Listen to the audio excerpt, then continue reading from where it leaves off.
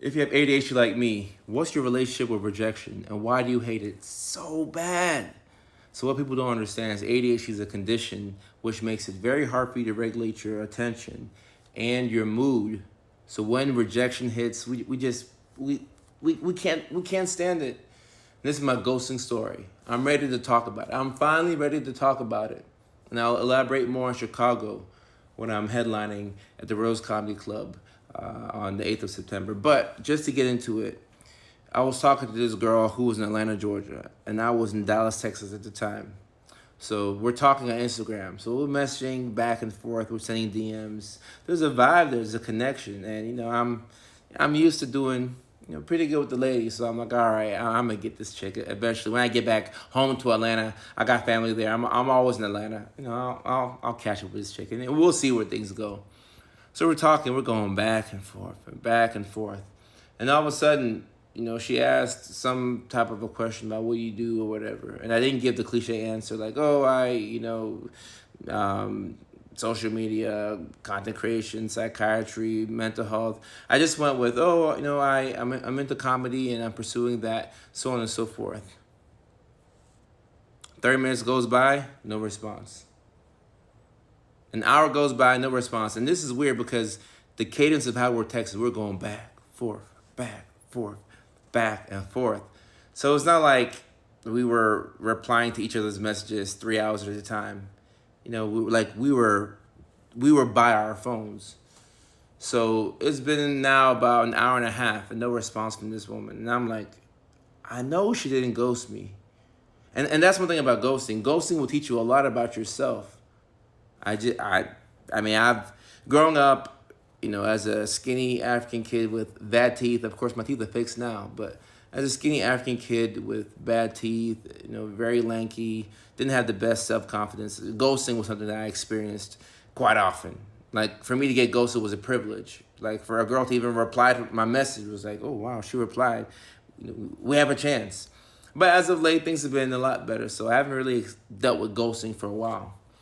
So, 2 hours have gone by, and it's becoming clear that this girl is ghosting me. And I'm thinking to myself, I'm like, I know, ain't no way that this girl is ghosting me. And like I said, ghosting will teach you a lot about yourself. And in that moment, I learned a lot about myself. I didn't know how arrogant I was. Because after this girl had ghosted me for 2 hours, and I was getting to 2.5 hours, I'm getting upset. I'm getting angry. I go to her Instagram page. I kid you not. I'm petty. Those of us with ADHD, or at least I'll just speak for myself, I could be sensitive sometimes. I could be sensitive. I'll admit it. I go to her Instagram page. I'm going through her photos, and I'm talking to myself. I'm like, who she thinks she is? You think you can ghost me? I'm looking at her photos. I'm zooming in. I'm like, man, she got split ends. She got this wig. Her shoes don't match her shirt. I'm being all hypercritical. I'm going through her pictures. I'm like, oh, that's a nice photo. Yeah, well, she is pretty.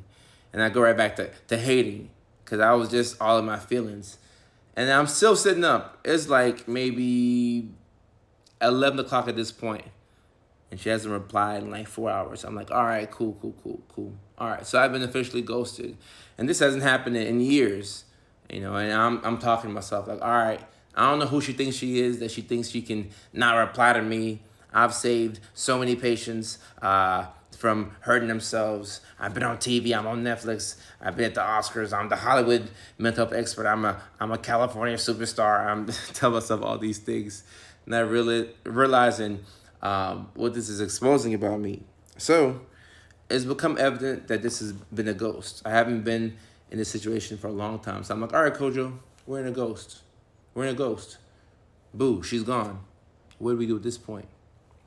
And this is why I say it's so important to learn how to manage your emotions. Managing your emotions is an essential life skill. This is just as important as knowing how to swim. It's that important. And because I was unable to manage that specific emotion, which was rejection, what I did then was I got faded. I got lifted. I lifted myself in the air. I got extremely faded. And not because I'm faded. I'm not only emotional, but I'm faded. And my judgment isn't the best.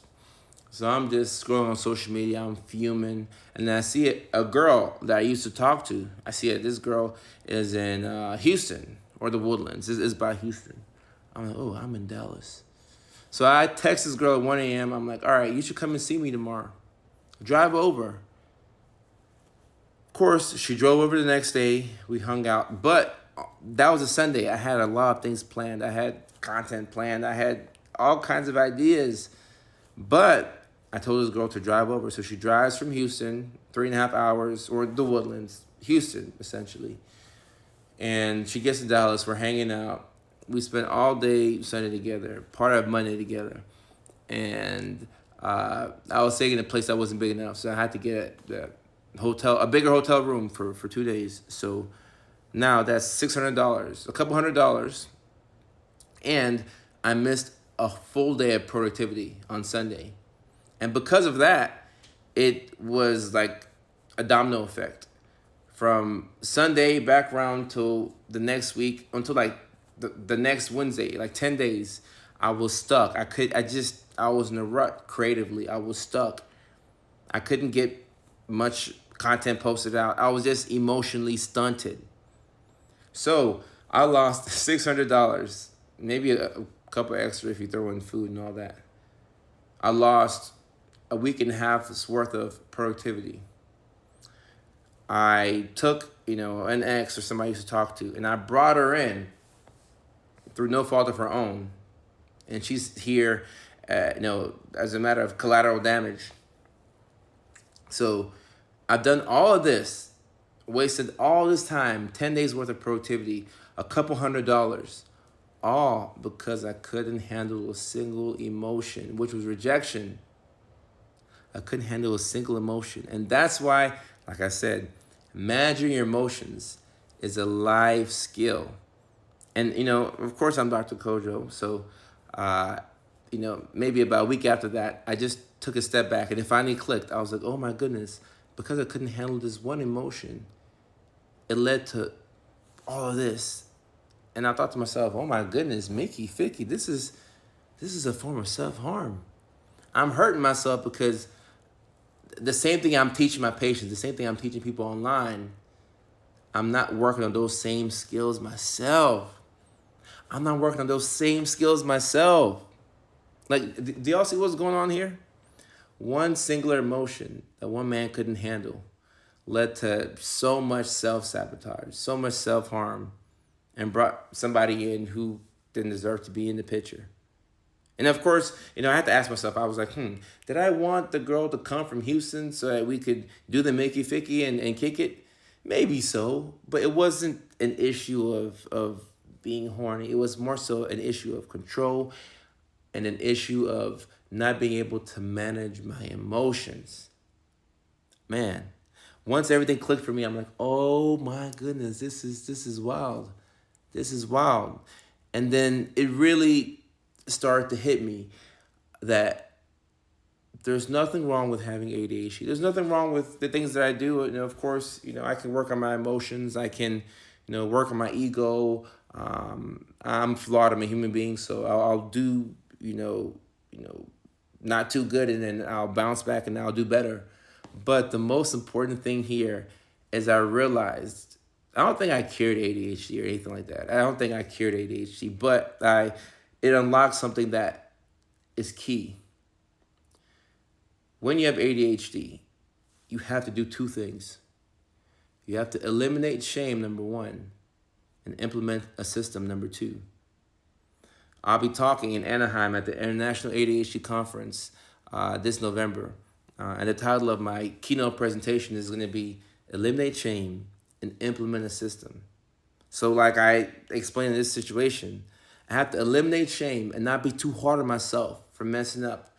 Give myself, a break. Like, I'm human, I mess up. It's all good. We can do better. Eliminate the shame and now implement a system whereby I can manage my emotions. I can talk through my feelings. I can journal. I can learn how to manage myself and manage my life without hurting other people around me. Ladies and gentlemen, this is hella deep. This is good stuff right here. I hope to see you in Chicago, September the 8th at 7 p.m. at the Rails Comedy Club. Keep going.